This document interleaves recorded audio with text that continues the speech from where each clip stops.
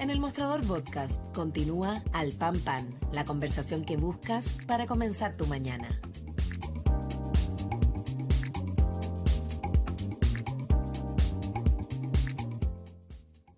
Bien, ya estamos de vuelta. Vamos entonces a hablar con nuestro editor en general, Héctor Cosio. Héctor, un gusto como todos los viernes y partamos por el tema de Putre, que hay bastantes novedades.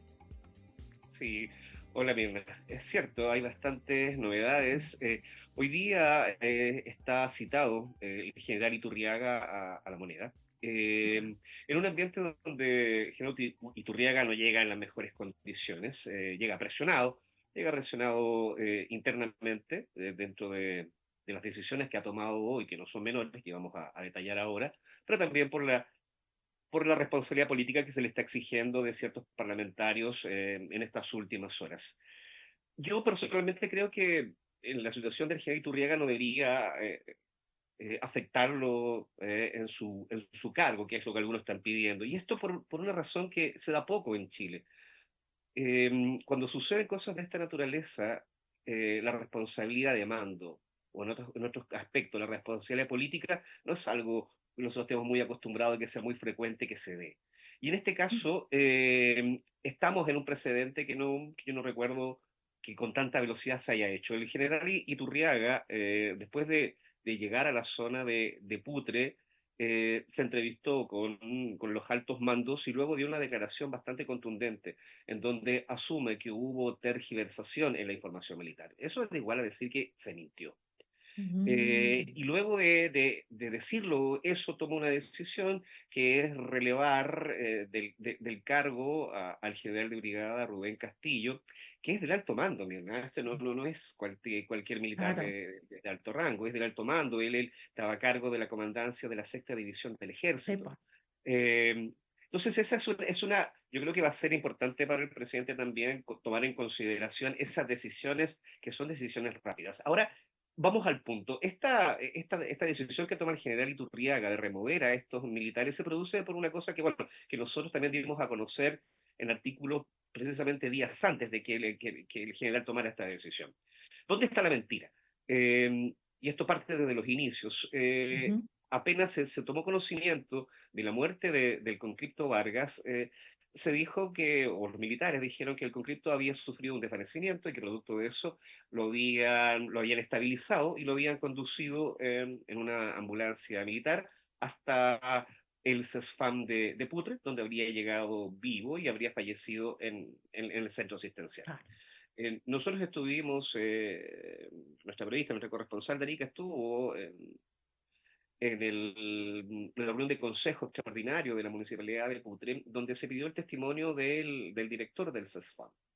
Y aquí el director del CESFAM fue muy claro. O sea, dijo, la persona llegó sin signos vitales, llegó fallecida y nunca llegó en una ambulancia militar, llegó en una camioneta.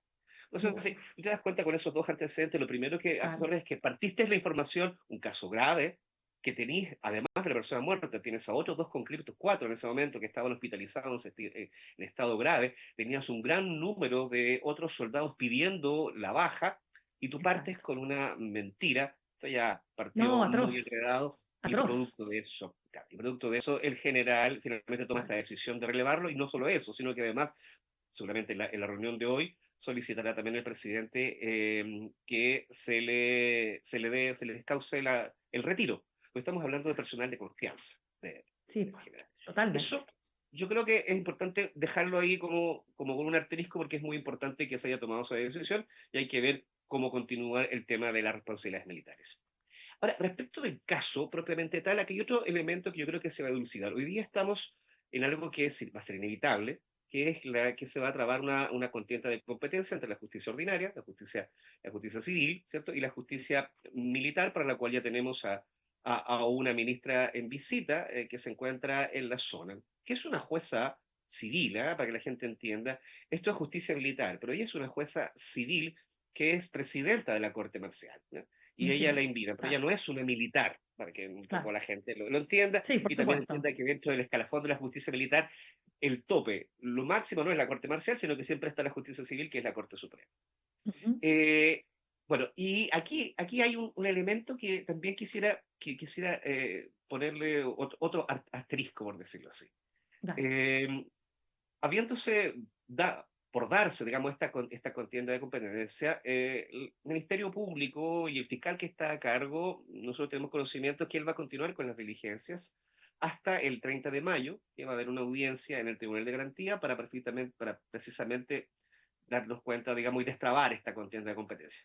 Lo más probable es que esto recaiga en la justicia militar, ¿ah?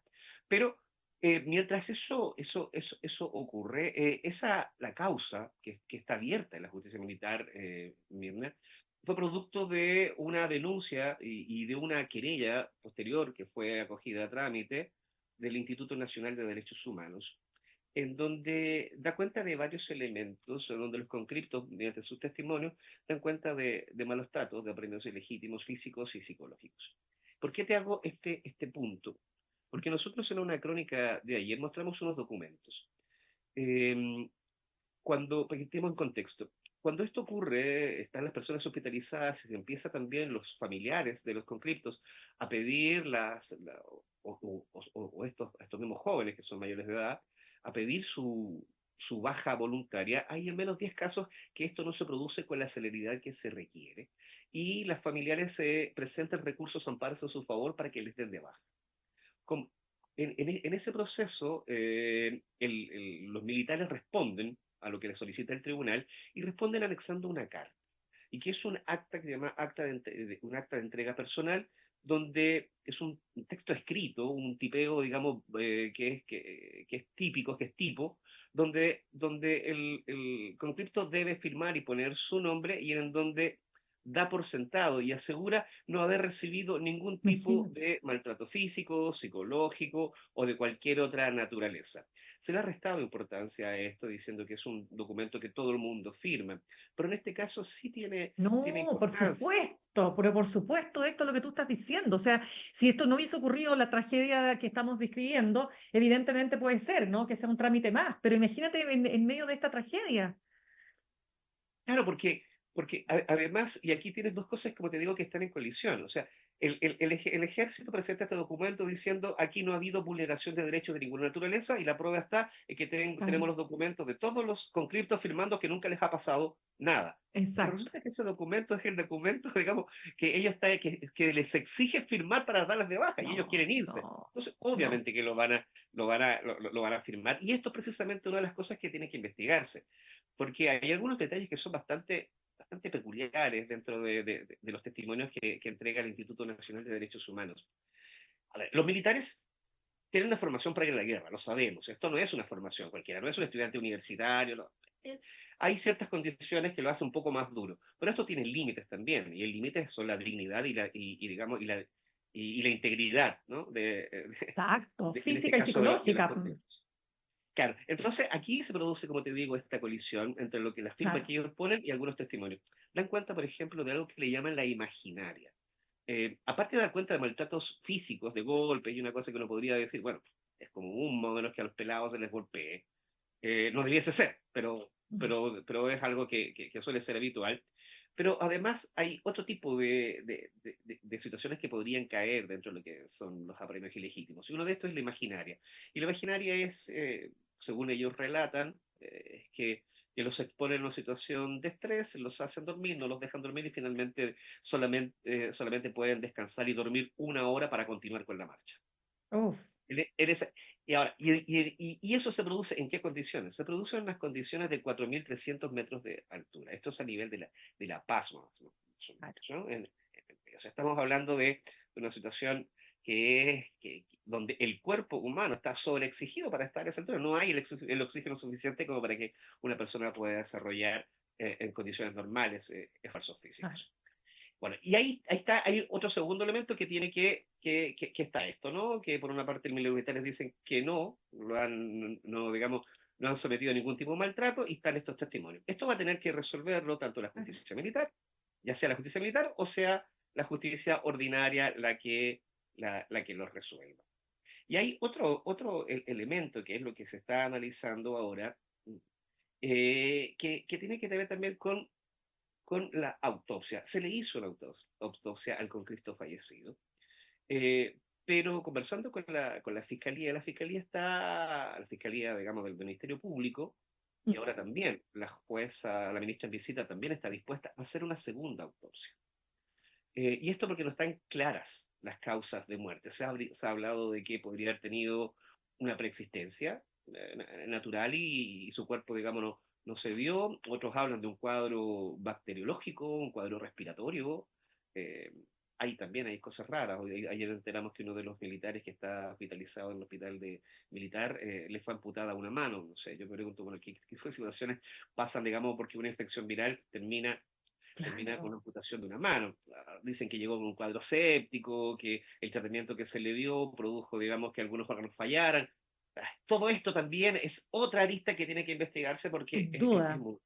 Pero volviendo al punto anterior respecto a las causas de muerte, hay un elemento que todavía no se ha explorado lo suficiente y que nosotros vamos a tratar de exponerlo en una crónica que vamos a publicar en las próximas horas, que tiene que ver con el mal de altura. Estamos hablando de ejercicios físicos, como te decía recién, a 4.300 metros de altura. El ejército ha dicho que no les hace ningún tipo de examen a los conscriptos, porque eso sí lo hacen para los que trabajan en montaña, y ellos tienen un límite. Sobre los 5.000 metros se les hace ese examen. Examen. ¿Ya? Pero aquí van a tener que actualizarse estas cosas. Nosotros conversamos con unos doctores que son especialistas en mal de altura, que trabajan para el Hospital Salvador y también para la Asociación Chilena de Seguridad, en donde dicen que el límite para estos exámenes son los 3.000 metros. Y es por eso que a todos los trabajadores que trabajan en minería es obligatorio e indispensable que cada uno de esos trabajadores tenga un estudio para ver, digamos, sus capacidades físicas sobre los 3.000 metros, no los 5.000. Entonces, Entiendo. Claro. entonces aquí esto va a dar pie seguramente, si es que esto se comprueba, que por ahí va la cosa, a que se tengan que estandarizar ciertos protocolos. O Exacto. sea, si a un trabajador minero se le exige un examen para subirse a los 3.000 metros, como a un conscripto no se le exige nada y que en definitiva el límite esté en los 5.000. Para ciertos médicos que son especialistas en esa zona, las razones de la causa de muerte del conscripto estarían en ese lugar porque la forma en que fallece, no, para ellos al menos, en su testimonio, en su experiencia, no tiene mucho asidero con lo que se ha expuesto hoy en día. Y eso Claro. más o menos es el contexto en que se está moviendo este Perfecto. caso. No, Héctor, tremendo tema porque además hay una investigación que va naturalmente a dar luces respecto a lo que aquí ocurrió. No olvidemos que se está hablando de posiblemente de exhumar el cadáver para poder hacer una nueva autopsia bajo protocolos que dicen que dan cuenta, ¿no? Son protocolos a nivel internacional cuando la persona ha muerto en el contexto, ¿no es cierto?, de una situación donde o han intervenido o podrían haber intervenido agentes del Estado. Así que sigue ahí adelante, vamos a ver además que sale de esta conversación y de este encuentro entre el comandante en jefe del ejército, Javier Iturriaga, y el presidente de la República, Gabriel Boric. Ya, pues se nos acabó el tiempo, Vamos a estar informando en detalle de todo de eso. todas maneras. Muchas gracias, Que Héctor. tengas buen día. Tú también. Vamos a conversar en este momento con nuestro editor del newsletter Más Política del Mostrador, Juan Diego Montalva, porque uno de los temas, por supuesto, que va a marcar, ya ha marcado esta semana, pero también el comienzo de la próxima semana, tiene que ver con la tramitación de la ley corta de ISAPRES. Ambas cámaras van a tener que votar en sala sobre el informe que emanó de la Comisión Mixta. Este informe que algunos dicen que lo único que hace, más allá si se resuelve o no la crisis de las ISAPRES y el colapso del sistema, es que los usuarios van a terminar pagando mucho más. Y aquí estamos ya con Juan Diego. Juan Diego, ¿cómo estás? Un gusto de Muy tenerte bien, nuevamente. Mirna, ¿cómo estás? Bien, Buenos pues a ver, días. ¿por qué tú hablas de la pérdida de la inocencia y la ley corta de ISAPRES? Sí, bueno, mira, la ley corta y siempre, no olvidemos, empezó esta discusión allá en diciembre del 22, Claro. ¿no? Ha pasado un año y 4 meses ya de una discusión bastante enredada, ¿no? Mm. En donde hay denuncias de lado y lado, ¿me entiendes? Y siempre está esa frase, ¿no? Que Juan Luis Castro, el senador Juan Luis Castro, del Partido Socialista, cada cuanto la repite, que es el perdonazo no, ¿no? Claro. Y es la idea de que justamente esa deuda, ese sobreprecio que cobraron durante muchos años, en el 2020, las ISAPRES, debería ser devuelto según un fallo que emitió la Corte Suprema, como vemos en diciembre del 2022. Entonces, hasta esta discusión se ha producido por más de un año, 4 meses, y vemos que finalmente a lo que llegamos es a una solución que lo principal es salvar una industria. Cada uno Claro. tiene su manera de explicarlo. Obviamente la ministra, una ministra que ha demostrado un nivel de paciencia bastante importante en una clase política no muy habitual, ¿no? Muy habituada a la paciencia, en que ella lo que hace este proyecto de ley es principalmente tratar, y que lo que el gobierno ha hecho ha sido tratar de defender al cotizante, defender al cliente de estas empresas, que estaría muy afectado en la eventualidad de que fracasaran, de que quebraran, como se especuló mucho tiempo. Entonces, lo que voy es que durante 14 meses, no, 16 meses, hemos visto que en el oficialismo había un debate entre el fin de las ISAPRES o no el fin de las ISAPRES, la posibilidad de crear un sistema único de salud, y terminamos después de los 16 meses nuevamente con el mismo sistema, sin una reforma de salud importante, relevante, como se quiso en un primer momento. Entonces yo cuando hablo de que una pérdida de inocencia, es que esas intenciones, ese objetivo, ese deseo para un cambio radical del sistema no se logra finalmente. Claro. En más política vemos por qué no se logra y vemos también por qué hay un diputado que participaba de la Comisión de Salud que me decía, mira, finalmente lo que hicimos acá fue ponerle otro nombre a la mutualización. La mutualización era un sistema que lo que permitía era que los 1.600 millones de dólares que debía pagar la ISAPRE se repartieran entre todos los cotizantes, ¿no? Entonces, mujeres y hombres, entonces a lo que voy, lo que permitía de alguna manera reducir de manera importante lo que era el monto total de esta deuda, de este sobreprecio que pagaron los cotizantes. Esta mutualización fue rechazada. Sin embargo, como decía este diputado, lo que señala es justamente de que lo que se ha hecho es cambiar el nombre de la mutualización por una cantidad de otras medidas destinadas justamente a evitar que las ISAPRES, para evitar la quiebra de las ISAPRES. Entonces, por eso hablo yo incluso podríamos decir una pérdida de virginidad de parte del gobierno, en términos de que no finalmente termina aceptando de que la situación es salvar las ISAPRES, no hay posibilidad de una reforma de salud importante, no hay posibilidad de un sistema único, y aquí la verdad que hay que comerse los sapos, ¿no? De alguna manera, y No, sí, un aceptar esto. temazo. Es un tema Hay súper complicado. elementos bastante Sí. importantes en esto, lo que hace, yo creo, Sí, no, de todas maneras, sí, pero Juan Diego, a propósito de que se nos va acabando el tiempo, te tinca que pasemos a otro tema que también es parte de tu newsletter, ¿no es cierto? Me interesa, dos temas más para cerrar porque ya se nos va acabando el tiempo. Primero, este despliegue comunicacional del que ya deja el cargo de director ejecutivo, ¿no? De Canal 13, Max Luxich, además dueño, digamos, su padre de Canal 13. ¿Qué es esto? Porque habla de que se quiere dedicar ahora a la política. Cuéntanos, ¿qué pasó ahí? sí, no, mira, esta es una historia bastante graciosa de alguna manera, porque es finalmente lo que hace Max Luxic de alguna manera, es después de 5 años dedicados a la dirección ejecutiva de Canal 13, y tras una gestión que él y sus cercanos han señalado como exitosa, dado que logró finalmente de que el EBITDA, esa cantidad, ese resultado final antes de impuestos, de deudas, de intereses, fuera celeste, fuera azul, ¿no? Y él, bueno, pero eso era la noticia, ¿no? Y lo que se pensó en un momento que lo relevante de esto era como otro director ejecutivo de la televisión, ¿me entendés? Sale de este negocio, un negocio muy complicado que ha demostrado, bueno, cosa de ver a Televisión Nacional, cosa de ver a Chilevisión que está supuestamente en venta, en que la gente ya no quiere un canal de televisión, algo que antes era una señal de poder, una señal de riqueza, hoy día es un problema. Sin embargo, ese no fue la noticia más relevante de la salida de Max Luxic de la dirección ejecutiva de Canal 13, sino que es que Ah, él decide entrar a la vida política. Él renuncia a su vida empresarial y señala de que quisiera estar en la política. Y esto se produce debido principalmente a conversaciones informales que tuvo Max Luxich con presidentes de partidos desde Amarillo y toda la gama de derecha. No, a mí no me quedó claro si Republicano estaba dentro de las conversaciones que había mantenido, pero todos los partidos, lo gracioso y lo interesante es que todos los partidos ahora quieren que Max Luxich entre a su fila y le ¿Y por ofrecen qué? alcaldías, gobernaciones. ¿Y Bueno, por qué? principalmente porque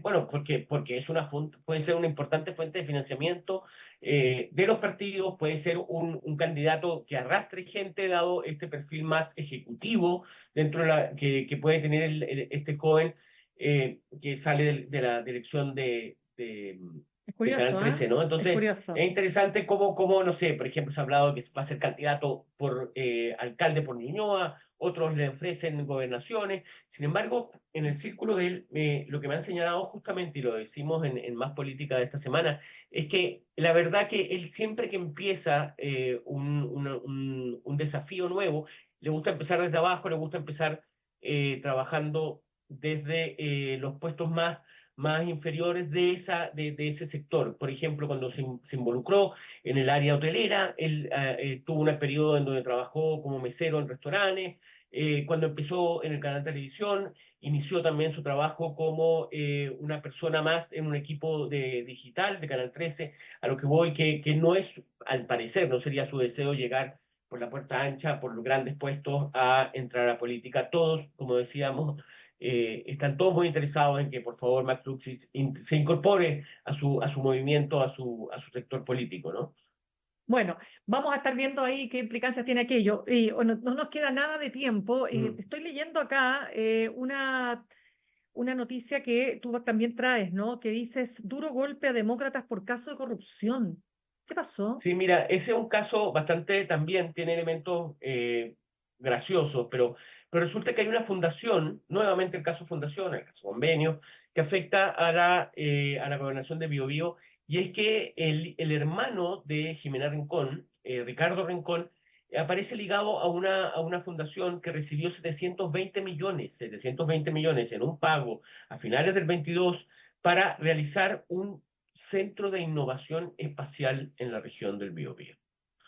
Extraño, peculiar, habría que esperar obviamente los antecedentes, no podemos sacar conclusiones, pero Ricardo Rincón habría recibido cerca de 18 millones de pesos tras la entrega de boletas, y que esta institución que tiene 720 millones recibió en un año gastado cerca de 100 millones, y la verdad que es ahí la gran pregunta es por qué cómo puede ser espacial, cuáles son los conocimientos que tiene Ricardo Rincón del tema espacial, del tema de defensa. Esto afecta de manera directa Perdona, nuevamente al gobernador Rodrigo Díaz, sí. Ujú. Solamente para precisar, es que, pero te lo pregunto, discúlpame la ignorancia, ¿Ricardo Rincón milita en Demócratas? Claro, Ricardo Rincón y Rodrigo Díaz, el gobernador de Biobío, son dos ex cristianos que hoy día Sí, militan en Demócratas ok, y que perfecto. compiten. En el caso de Rodrigo Díaz, se repostula a la Ok, gobernación. Al parecer se habría bajado esta semana cuando se dio a conocer esta información que salió en Radio Biobío. Y Ricardo Rincón quiere ser gobernador por O'Higgins, justamente del entiendo. Partido Demócrata. Ya. Bueno, perfecto. Te agradezco muchísimo, Juan Diego Montalva, editor del newsletter Más Política del Mostrador, por haber estado como todos los viernes esta mañana, ¿no? Dándonos cuenta de cuáles son las noticias sabrosas que además hay que revisar en tu newsletter Más Política de este fin de semana. Muchas gracias, Mirna. Nos vemos el próximo Que tengas, viernes. de todas maneras. Saludamos a nuestros auspiciadores, Universidad Academia de Humanismo Cristiano, porque ha llegado el tiempo de cumplir tus sueños, de construir tu futuro, de aprender para transformar. Universidad Academia de Humanismo Cristiano, creamos futuro, acreditada y adscrita a gratuidad.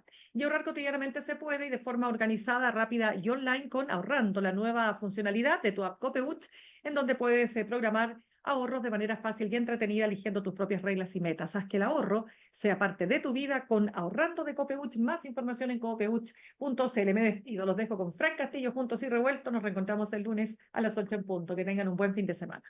Comprometidos con la innovación y la inclusión, Universidad Academia de Humanismo Cristiano, creamos futuro.